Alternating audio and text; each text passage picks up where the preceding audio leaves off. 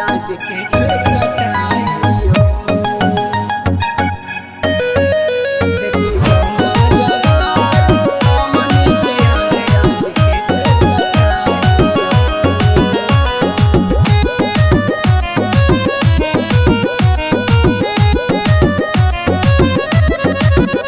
जन्मदिन के बधाई हो, धूमधाम से मनाइबो, धूमधाम से मनाइबो।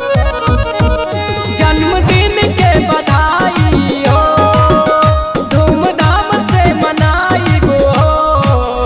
देखी गौवा जवार हमनी के यारे आज के कटाई हो। देखी गौवा जवार हमनी के यारे आज के कटाई हो।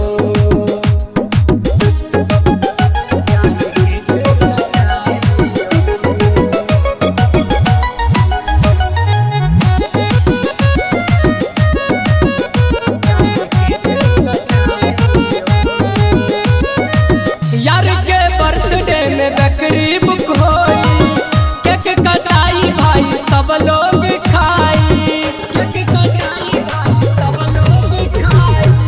यार के बर्थडे में बकरी बुक होई, केक कटाई भाई सब लोग खाई, सब लोग खाई। दुश्मन के बुरा हाल हो जाई, धोती फाट के रुमाल हो जाई।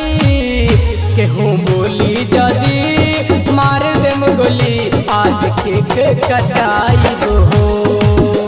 केहू बोली जदी मार देम गोली आज के कटाई हो। आज के कटाई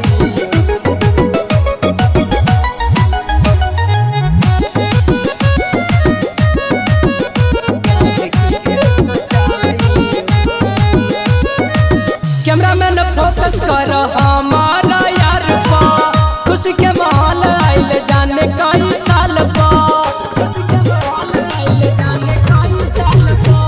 कैमरामैन फोकस कर अरविंद अरमान पा, खुशी के माहौल आइल जाने कई साल पा।